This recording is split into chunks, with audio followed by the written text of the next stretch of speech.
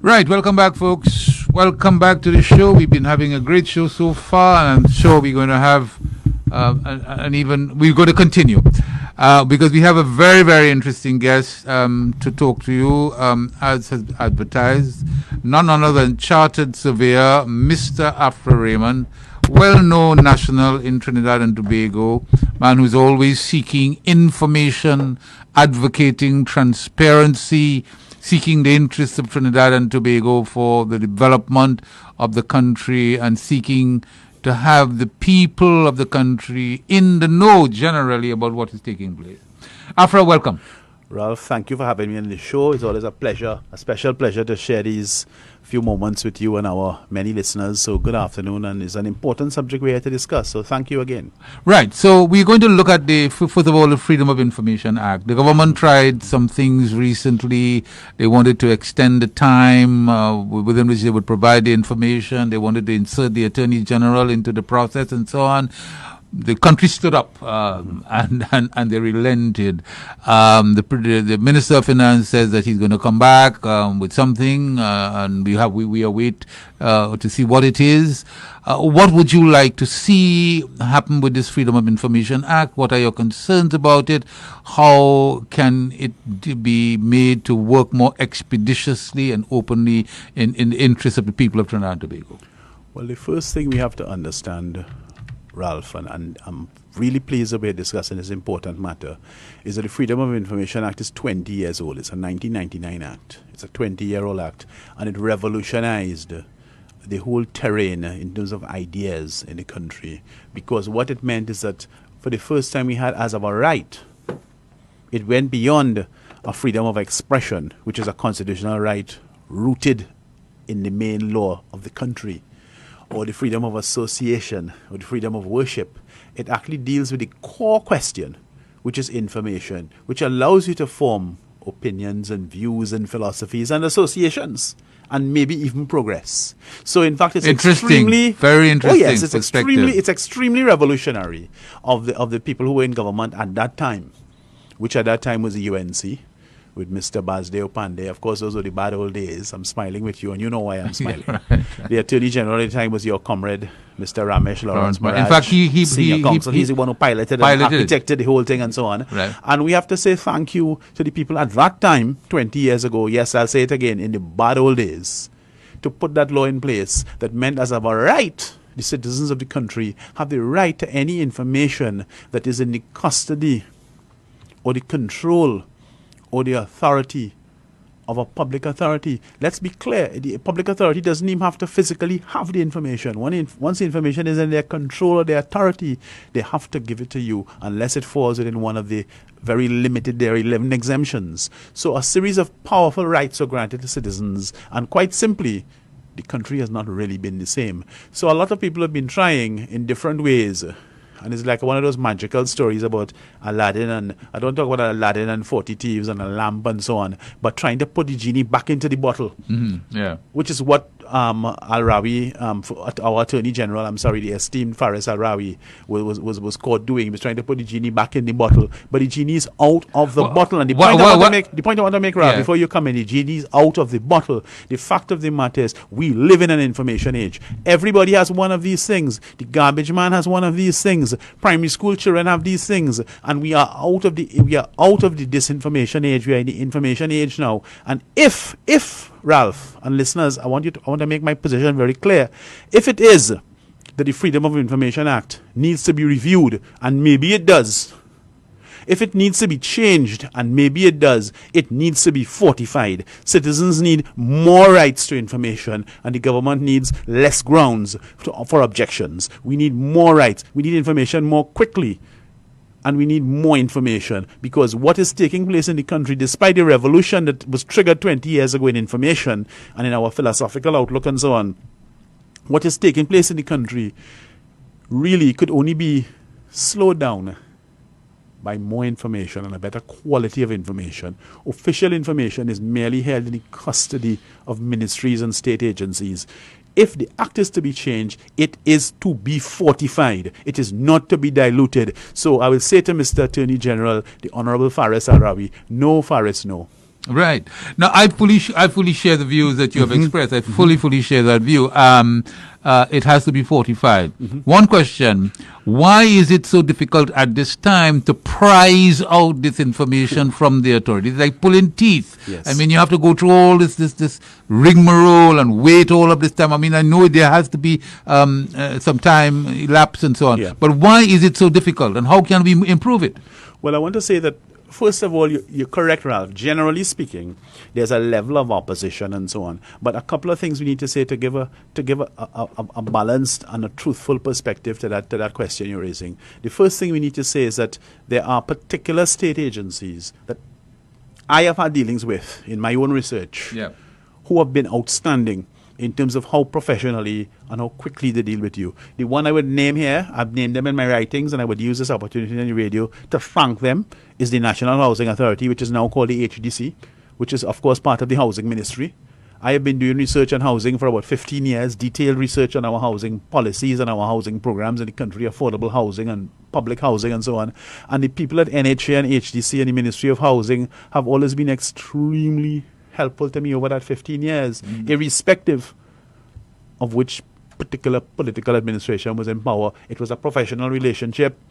We worked on the thing collegially. They got information from me. We checked the information together, and the work has gone from strength to strength. So I thank those people, and those people are exemplary. I would also mention, ironically enough, the richest thing in history is irony. I would also mention that, ironically, within the last 12 months, I had cause to make a Freedom of Information application to the PS in the Ministry of the Attorney General and Legal Affairs, relating to some of my work on CL Financial, the lawsuits and so on. And that individual, the name of the individual doesn't matter, but that individual who was permanent secretary was extremely helpful and extremely professional. They wrote back and said, yes, we got the thing, we're looking for it. We're not going to be able to answer in 30 days, but we're working on it. And indeed, they gave me all the details. So there are professional people in the civil service who know the correct way to deal with these things. Having said that, the other thing I want to say, Ralph, as I say, I'm trying to put a more balanced picture on the thing, as opposed to those of us who end up in court over and over, is that, in fact, I think most of the Freedom of Information applications are what I would describe as being of a personal nature. So somebody may be a civil servant or may have been injured in some operation in the hospital, or may have been a civil servant who's been denied a promotion or an increase in salary, and they want to find out what was their confidential report or the confidential report of a committee that was examining people who are applying for a job, and they use the Act to pursue those pieces of information to advance their own personal career. And in fact, most of those things are answered without having to go to court. Now, the interesting thing about this discussion is that I am stuck in a place which I don't normally occupy, and I'm not very comfortable, because I'm saying things like most of and the majority of and so on and so on. The point I'm getting to is that the Freedom of Information Act actually contains an obligation at Section 40 for the minister responsible for information, and at this time it happens to be the Minister of National Security. Yes, Information and National Security, and that is Minister Stuart Young. And that minister has a responsibility. It's not a choice. The minister shall. The language of Section 40 is very unforgiving, Mr. Attorney General and Mr. Stuart Young. Both of you are attorneys at law. The minister shall produce a report for the Parliament on the functioning of the Act as soon as reasonably practicable at the end of each year. And the last report, the most recent report, was back in 2010. So, in fact, even under Mrs. Prasad Bisesa's government, because Mrs. Prasad Bisesa made a number of statements that were trying to be critical of AG Al-Rawi and so on and so on. But Mrs. Prasad Bisesa, when you were there, you didn't have any either. Mr. Munilal and Dr. Tiwari and Dr. Munilal and these people and so on, they didn't have any when the partnership was there for 5 years, and there haven't been any for the 4 years Dr. Rowley's team has been there. We need to restore our obligations under the law. Why have they been allowed to get away with it? I don't know. I'm raising the point yet again in public. And if those reports had been published, I would not be forced to make those vague statements about most of and some of the people and some of personnel things and so on. There would actually be facts and figures, so we can actually have an informed conversation about this important law. And if things need to be changed or improved, what those things are, we can identify what they are. But as it is, we can't have an informed conversation, and we end up whispering in the dark like teenagers instead of having an open conversation like adults. Now, why do you think the government made this attempt to what many people feel was a kind of reversal of the situation? What do you think was the motive? Well, I don't think speculating helps a lot. Having said that, I'm saying with a smile on my lips, having said that, I would think they were testing new waters. Occasionally this kind of thing happens, so you put up a balloon, you see who shoots at it, and you get to figure out where the main opposition is and so on, and what you can do and what you can't do, how strong is the opposition. And of course they tried a variety of positions. So the first position they came with was a position that extended the waiting period, which under Section 15 of the Act is a waiting period of 30 days to get a reply as to whether your request has been refused or approved. That was extended in the first blush to 180 days. So you went from 1 month to 6 months. There was a huge outcry, and then it went down to like 75 days, and then it went down to like 60 days. Then it was 30 days plus 15 days. And when they realized it really wasn't working, and there were a number of people speaking about it and why it was wrong, myself and your former colleague, Mr. Maraj, and Rishi Maharaj, and a number of us were speaking about it. Eventually, they packed up their tents and said, we're going to leave it as it is and have a consultation. And I'm just saying, as an ingredient for the consultation, that any changes to that law have to be changes to fortify the law. There have to be changes to, in fact, entrench the citizens' rights to information in this information age. The whole excuse about having a file and being able to find a file, all of that stuff is old hat. More and more information is stored online. More and more information is on databases. The state has invested millions of dollars in these databases. Now, can we please have them work in the interest of the public? All right. So you say the HTC has been quite responsive, right? Yes. Now, do you think they will respond to the present request from the JCC for information regarding the contracts and so on that they have given to, that the government has given to the Chinese company to build up the new HTC houses? Well, as I said a minute ago, with a slight smile on my lips, I don't like to speculate, but I don't see why they shouldn't, because it's a perfectly normal request. The JCC wants details of the contract. Of course, there's always a concern about a contract being private and that sort of objection being raised and so on. But those objections are not objections that really hold much weight. They don't hold much weight. They are objections that are listed in the Act at Section 33 and 34 and so on. But they're not objections with a lot of weight. You'd have to come with something exceptional to prove that publishing that information is going to damage the cause of the Chinese contractors. What specifically does the HCC want to find out? What the JCC wants to find out, from what I've been able to read in the press, I mean, I've not spoken directly with anyone there about it. I'm merely a former president. What I've been able to find out is what they're trying to get at is what is the contract the Chinese were given? And more importantly, what are the provisions in relation to local content? And thirdly, why wasn't the contract tendered? In other words, was the grant of that contract in accordance with the HGC's tendering procedures and tendering policies and so on? And those are legitimate questions. My experience with HGC over the last 15 years, I'd be really surprised if there was any objection or any attempt to hide behind legalisms or anything. But in an open, transparent society, shouldn't such a contract be tendered? So shouldn't it be automatic that such a contract should be tendered? Well, no, not all contracts are tendered. And tendering, let's be careful. Tendering does not necessarily produce a better result on all occasions. You have different types of scenarios where tender will or won't work. The HGC will have its own, under the current law, the HGC would have its own right to develop its own procedures. Under the new procurement system, which is yet to come into force, if that system was in force, they would have to tender, and there would be certain requirements about how they would have to treat with public money. But at the moment, those aren't in place. Mm-hmm. And why? What about the regulations for the operationalization of the Procurement Act? Mr. Imbert says that it is on his desk, and he hasn't brought it forward while the government continues to give out a lot of contracts. When do you see that happening? Well, again, that's a speculative answer. Mr. Imbert can give a better answer. I think it was, I don't know when it was actually sent. It may have been towards the end of last year. And I'm not aware of the level of detail. I mean, I saw some of the drafts, and they're very detailed documents. I saw some of the draft documents. One would need to be careful that those things are fully checked And this is not to make an excuse for Mr. M, but heaven knows he could speak for himself. But really and truly, at the end of the day, what is different about this law, Ralph and listeners, is that this law is the first time we're having a law in this country where, in fact, it's to do with commercial transactions. It's to do with large-scale commercial transactions in public money. But in fact, every single sentence under that act is custodial. There isn't any sentence where an employer, let's say T&T or a regional corporation, found to be in breach of the act, could simply write a check and remedy the breach. That approach to corporate breach and white-collar crime has in fact been extinguished under the new procurement law. Every breach is custodial.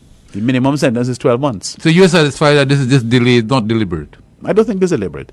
I mean, I leave it to him, but to give his detailed explanation. I'm not his spokesperson. He would have to explain what it is he's been doing. But I'm sure he's been doing something with it. Mm-hmm. You know, whatever we put there, it has to be solid. It has to be ready. It will be tested and challenged in court. Mm-hmm. But whatever we put there has to be tested and has to be solid, because it is going to mean a whole sea change in the way the state does business. Mm-hmm. You know. Mm-hmm. You also made a request. Well, before I get there, you are quoted in the newspaper as saying that you are concerned that the HDC housing with the Chinese project will place the houses and the apartments above the reach of the low-income owners. Mm-hmm. Can you tell us exactly what are the fears that you have there? Well, Ralph, the point is that the entire HDC program is mandated in law to provide housing, affordable housing for low and middle income people. Yeah. This needs to be understood that is not merely a personal position. It's found in the Constitution in the preamble, where our common resources are to be used to subserve the common good. That's in the preamble to our Constitution. The 2002 housing policy actually contains an obligation to construct affordable shelter for low and middle income families. The 2005 Vision 2020 paper on housing contains similar obligations, and those obligations made their way into law, Act number 24 of 2005, the HDC Act, the act that gave birth to the HDC. The HDC was born on the 1st of October 2005, and that act contains at section 13 an obligation. It actually says the obligation of the corporation is to build affordable housing for low and middle income families. So this position I'm outlining is solidly established at a constitutional level and at every legal level thereafter. Now, affordable, we need to understand the meaning of the word. What affordable means is this. If we look internationally at the learning on affordability, what affordable means is this. If you go into a particular state or a borough or a county and the average income is $10,000 a month, an affordable house has to be affordable to someone earning less than the average. That's what it means. And the normal metric for affordability is that a family the housing portion of a family's budget would be affordable if it's no more than 25 to 30% of the family's income. Okay? In Trinidad and Tobago, we have an average household income of $9,000 a month. The HCC has a waiting list with a ceiling of $25,000 a month. That's how ridiculous this is. It is truly, truly ridiculous, and it's time to stop it. Okay? So we are dealing with a situation where the latest advertisement, I think it was about last week, with Mahogany Court with Mr. Elias and Minister Dillon and Mr. Terence Dale Singh and Mr. Newman George and Mr. Brent Lyons from HDC. They were posing and they were taking the first block from Mr. Elias and they were asking him to speed up the other blocks and so on and so on. And it was very interesting to me. It caused me to smile because I looked at the text very carefully. And somehow, having mounted a determined assault on it in the last month or so, it appears that the word affordable has disappeared from their lexicon. Mm. So if it's affordable, why don't you say it's affordable? If it's not affordable, what are you really doing in there? I'm asking you. It's you I'm speaking to in there. It's not rhetorical. I'm asking you. If it's affordable, why don't you just say it's affordable? Because anywhere else in the world you went, whether it's the borough of Hackney in London, or the city of Paris, or the city of Miami, an affordable house has to be affordable to somebody earning less than the average. The average is 9,000. People over 10,000 shouldn't even be on the list. So the escapist rubric, we talk about Calypso and Old Mass. I'll be polite this evening. The escapist rubric is to say that Mr. Elias is going to put up more blocks to budget and to cost and the high quality and so on, and nobody is doubting that. To take people off the waiting list, but that's not the question. The Act doesn't talk about any waiting list. The Constitution doesn't talk about a waiting list. There's a simple word is used, affordable. What does that mean? It has a meaning. Words either have meanings or they have no meanings. If they have no meanings, we behave like we're uneducated people. And it's a shame, after 60 years of public education, to come to this point where we play these meaningless word games. It's not Calypso season. Save the word games for Crocro and Aloes and them singing in the Calypso tent. Okay? This is serious business. And either we are building houses for poor people or we are not. If we are not building houses for poor people, say it. You're building houses for your niece and your nephew and your son and your grandson and your godson and so on. Say that's what it is. Don't be ashamed. Say what it is. So it's nothing to do with the Chinese, which is some of the objections JCC is raising about local content and foreign contractors. I'm familiar with those arguments, but that's not the argument I'm making. I'm making a very sound argument about the provision of affordable housing. 85% of the people on the waiting list cannot afford a mortgage. So if all you're reading coming out of the HDC is arguments and proposals to build houses for sale, you are not speaking to 85% of the people on the list. The program has to speak to the people it was intended to serve. It has to. And the public-private partnership, therefore, is not achieving that objective? In this current model, no, it's not. It is failing to supply the houses that are required under the Act and under the policy. Because the Act speaks to what is required, and the policy speaks to what is required. The policy informed the Act. Okay, the policy 2002, the Act is 2005. These things took place in a trend and in a sequence for a reason.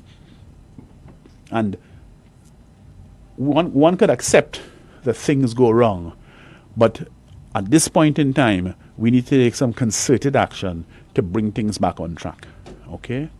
Because the burning question would have to be, if we're committing all these resources, Ralph, I'll give you an example. The research I've been doing, and also I mentioned the HDC and the FOI, the Freedom of Information Act. Yep. Let me bring some of that on the table. One of my complaints at the beginning of the research, back at the beginning of 2004, was that the HDC and the NHA didn't have any accounts, which is one of my perennial concerns. You have these large state bodies spending public money and they don't have proper accounts. And I have to say, and I don't want to take the credit for it, but I have to say that I'm pleased to say on the air, 3 or 4 months ago, I was given the financial statements for all of those missing years. So in fact, I have financial statements in my possession under the Freedom of Information Act because of the cooperation I had working with them. Under the Freedom of Information Act, the HDC and the NHA gave me financial statements for the period from 2003 to 2018. I have 16 years of financial statements that I've been analyzing to be able to make some of these analyses that I'm starting to bring forward in the public. And one of them is that, in fact, I think is $11.66 billion of public money has been spent in terms of public subsidy going into the housing program. The housing program I'm criticizing. Over what period? 16 years. Mm-hmm. And that 16-year program, let us step back from it to put it in context, and the Freedom of Information Act is what I use to release this information with the assistance of people working down there. The housing policy of 2002 actually had a target of 100,000 new homes in 10 years, which would have been 10,000 homes a year, new homes, affordable. Built with public money? Yes, affordable homes, low and middle income, built with public money. And my research from HDC shows me that the number of new homes they completed in 16 years, not 10 years, because the original target was 10 years, in 16 years was 13,617. It's less than 14,000 homes. So we built less than 14,000 homes for $11.66 billion, which works out per home to an average of $866,000 in public money. And that's not counting the land, because we never count the land. Our system of calculation just takes account of the building contract. So there's a lot of investigation and essaying and talking about this and trying to find a way to do a better job. Okay? Mm-hmm. I'm not even on the page about tendering and not tendering and Chinese and local. I'm not arguing about that. I'm looking at the amount of money we spent, what did we get for it, and who benefited from those homes. All right. So let us invite our callers to join the conversation at 622-3937. Callers. We are talking to Afra Raymond, an activist on behalf of transparency and justice, economic justice in the country. And he's making some very, very interesting statements. We invite you to join the conversation. I want to get back to the public-private partnership and the question of affordability. Sure. Is it possible to achieve the affordability that you are talking about with private capital involved? It's possible, but what one will have to do is have a different model, because the model we have at the moment the model we're using at the moment is a model in which the private sector person designs, finances, and builds. So the state has land, which is what's happening with the project with Mr. Elias, and it's also happening in the project with the Chinese Gizu Group company, CGGC, which is the one with the 5,000 homes. In that public land is made available. A private developer designs the homes to the HGC specification, finances the construction, and then they don't transfer the homes to the HGC. People who are on the HGC's waiting list will qualify for a mortgage from this lender or that lender, and they will buy the houses, and that money repays the contractor. So we need to get a different model. Let's take this call. Sure. Hello? Sure. Good afternoon, gentlemen. Good afternoon. Good afternoon. I remember during the last administration, the houses cost, the cost of the person's income in terms of those who were able to qualify went up from a fairly low level to a very high level. That's correct, yeah.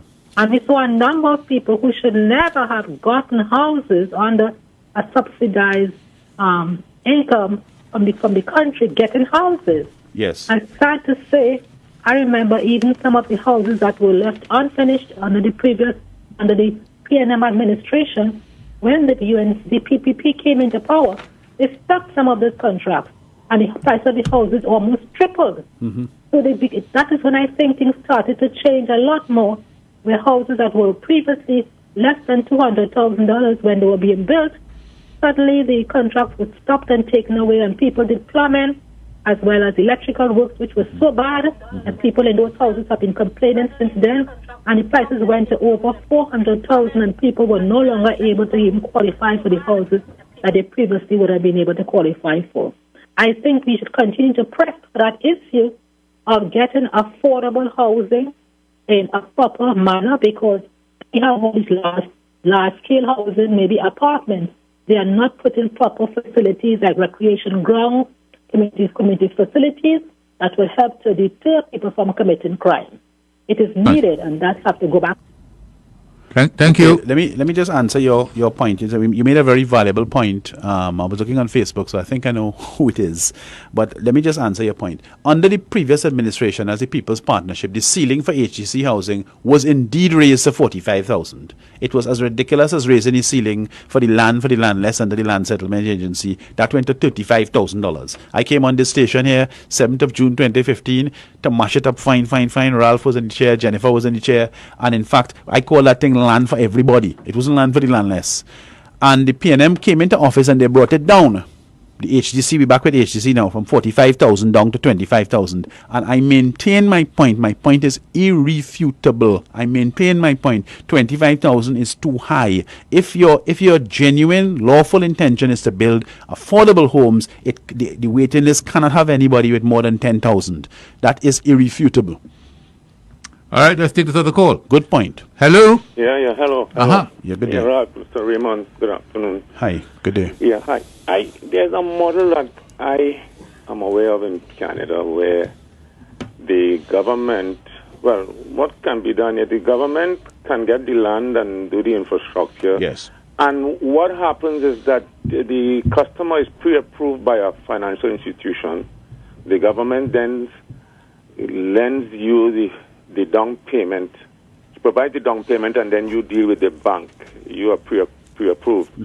And you start to repay, the government gets back their money first, and then you deal with the bank. I don't believe government should be involved in. Let me ask you a question. I'm not criticizing what you're saying. I want to clarify something. So this situation in Canada where the government makes a down payment available to a needy applicant. First-time house owner. Hear my point. Hear my question. I'll come into the question.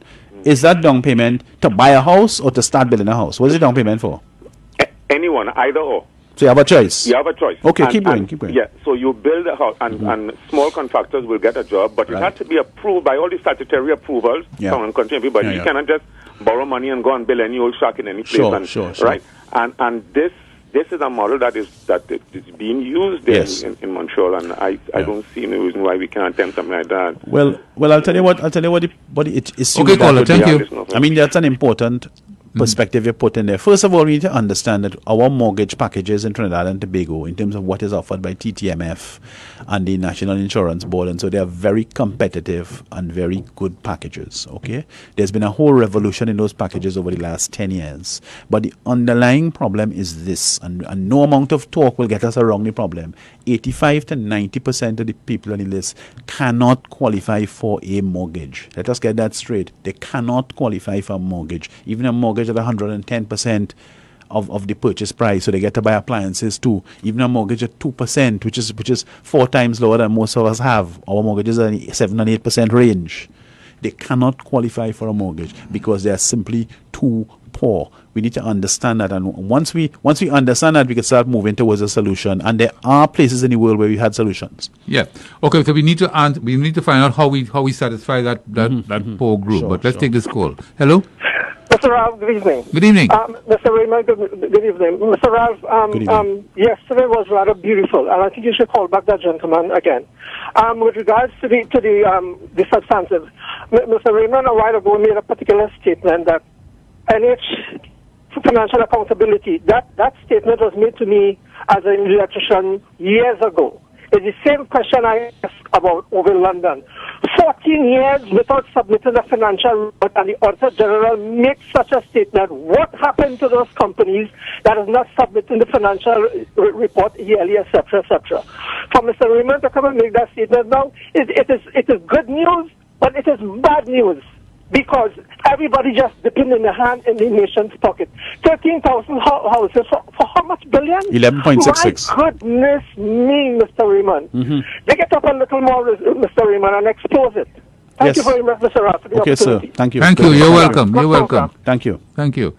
Yeah. How do we satisfy the poor? Well, let me just say to you, because people have been throwing that question at me, let me just say to you, Ralph, and you should bring some of the officials here, because that is their job. Afra Raymond doesn't have an obligation to explain how I would build a house for $250 or how I rent a house for $1,000 a month. There are people who are paid a salary out of public money to run the Housing Development Corporation. The Housing Development Corporation is mandated by law, Section 13 of the HDC Act, Act number 24 of 2005, to develop affordable housing. That is their job. Bring them here and let them explain how are they going to do their job in relation to the citizens of Trinidad and Tobago who have made proper and rightful applications under the HGC procedures to be housed under the law. What are you doing about it? I don't have any obligation. I have answers, but I'm not going to sit here and try to explain that. They are being paid to do so. Bring them here and let them start doing so. People in the media, colleagues, start to hold them accountable. All right. Hello? Yes, hello. Hello, good afternoon, gentlemen. Good afternoon. Good day. Raymond, with due respect to the housing that we need to provide for low-income people, yes, how do we achieve that in this environment where wages now are so high, materials are higher than ever before? How do we achieve that realistically, given what we have on the ground now? Because I remember when I first returned here about 18 years ago, we were having an engineer at around $300, $500 or so. And now a skilled labor is asking for $300 a day. How do we get around providing a level of housing? And also, on the other side, there's also a need for that housing at the middle income level, where there are a lot of young professionals coming out of university, higher education, and they back at home living with their parents, because in the private sector, there's not that availability of housing at the price that they can pay for it. So we have a low-income problem and a higher to middle-income problem that we need to address in this country. How do we go about doing that, given what is on offer right now in terms of costs and availability of materials? Okay, let me tell you what is the undisclosed side of this discussion. That is actually the key to the whole thing. The accounts of the HDC and the general discourse around public housing don't discuss housing subsidy. And let me explain what housing subsidy is. What a housing subsidy is that the government will have land and they will build a home on it under the HDC or the NHA, and they will give that home to a family from the lottery system, a family that applied and so on. And the family will buy the house with a mortgage.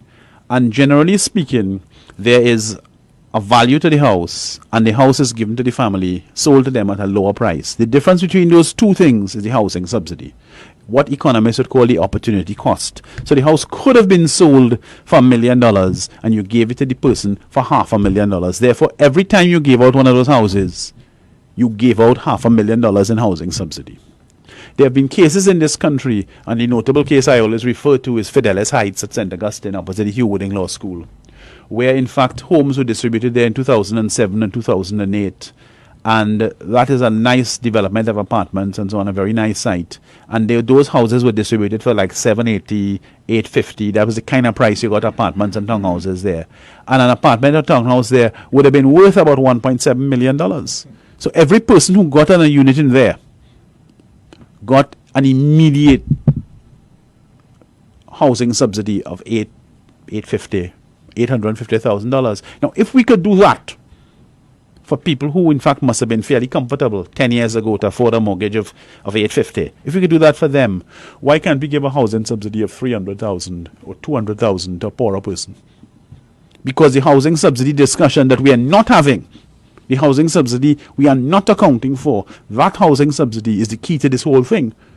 But I'm saying to you that the HDC officials have to come here and talk about that, because the discrepancy is this. Let me make a tiny closing point, Ralph, is that in fact the new model that we're using, a public-private partnership, which the Chinese are doing and NH is doing with the places at Mahogany Court in Mount Hope and so on, that new model where the sale is going straight back to the contractor to pay for the contract, that new model is one where there's scarcely any room for housing subsidy. Therefore, the houses have to be sold for what they cost. Mm-hmm. Therefore, it's even less inclusive to poor people. Well, you have answered the question I asked you about providing for the poor, and yes. I want to thank you for that. But let's take this call. Sure. Hello? Hello? Yes. Hello, yes. Good day. Good day. Good day. Go ahead, please. Hello, good day. They wrote me since 2012. Okay. And told me I overpaid. And up to now, up to this day, 7 years now, I get 1 cent. All right. Well, who is your member of parliament? I am Cuba. Cuba. Yeah. Have you taken your problem to the member of parliament? No, I went to the agency 4 times. Okay. They tell me I have to wait. Yeah. All right. So I would want to suggest that you go to a member of parliament and let him help you to interact with the HDC. All right then. Okay, good. Thank you. Yeah. All right. Yes. So you know where you have answered the question about the subsidies and how you can help provide housing for the poor. But let's take this call. Sure. Hello. Hello. Good afternoon. Yeah, good afternoon. Mr. Raymond and Hi. I heard you talk about not supplying what you call poor people. Mm-hmm. Now, poor people had to be working to get a house. They had to be employed. There had some poor people in a village in Moruga. They're American people. And they get some housing for $125,000. You know about that? No, I don't know about it. No. Well, you should know, because it's Trinidad, and that was poor people, right? But they had to be employed. When you're talking about poor people, you have to say what you mean by poor people. I said what I meant. No, you didn't say. Yes, I did. You're talking like you can't tell me what I said. I said what I meant. Working. You have to be working to get a house. Yeah, and $125,000.